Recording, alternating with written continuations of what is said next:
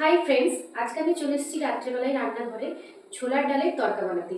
তো অনেক কিছু ডাল দিয়ে তড়কা হয়, তো আমার ঘরে ছোলার ডাল আছে, তো আমি ছোলার ডালের তড়কা বানাবো। তো তোমরা এসো, আমি একবার দেখিয়ে দিই তোমাদেরকে কি কি নিয়ে আমি ছোলার ডালের তড়কাটা বানাচ্ছি। এখানে আমি নিয়ে নিয়েছি একটুখানি ছোলার ডাল। তো প্রথমে আমি ছোলার ডালটাকে খুব ভালোভাবে, আমি এখানে দুবার তিনবার জল পাল্টে পাল্টে ছোলার ডালটা ধুয়ে নিয়েছি। এরপর আমি এটা প্রেসার কুকারে সেদ্ধ হতে বসি।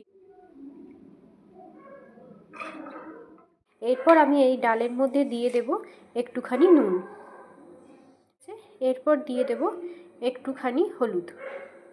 তো বন্ধুরা, আমার ডাল খুব ভালোভাবে সেদ্ধ হয়ে গেছে। আর তড়কা বানানোর জন্য এখানে আমি নিয়েছি পেঁয়াজ, রসুন কুচি করেছি, আর এটা হচ্ছে ধনেপাতা, এটা হচ্ছে কাঁচা লঙ্কা কুচি, এটা টমেটো কুচি, এটা ক্যাপসিকাম কুচি, আর এটা দিয়ে দেবো একটু সর্ষের তেল। আমার তেল গরম হয়ে গেছে, এখন আমি দিয়ে দেব রসুন কুচি। পুরো ভাজা হয়ে গেছে, এরপর আমি দিয়ে দেবো পেঁয়াজ কুচি। পেঁয়াজটা একটু নরম করার জন্য আমি দিয়ে দেবো একটুখানি নুন।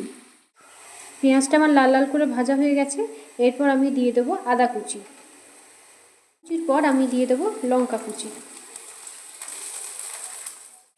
আদা, লঙ্কা, পেঁয়াজ, রসুন আমার ভালো করে ভাজা হয়ে গেছে, এরপর আমি দিয়ে দেবো টমেটো কুচি। টমেটোগুলো আমার হাফ ভাজবো, আর এরপর আমি দিয়ে দেবো ক্যাপসিকাম কুচি।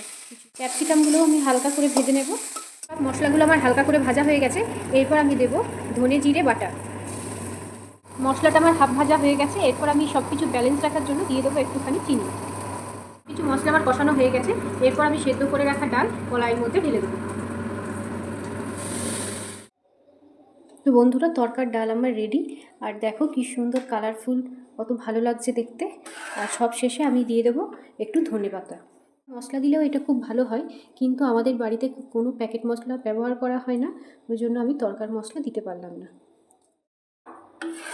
তো এই যে আমার তড়কা ডাল একদম তৈরি।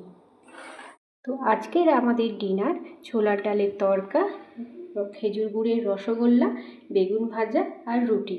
তো আমরা আজকে ডিনারটা করে নিই। দেখা হবে আবার একটি নেক্সট ভিডিওতে।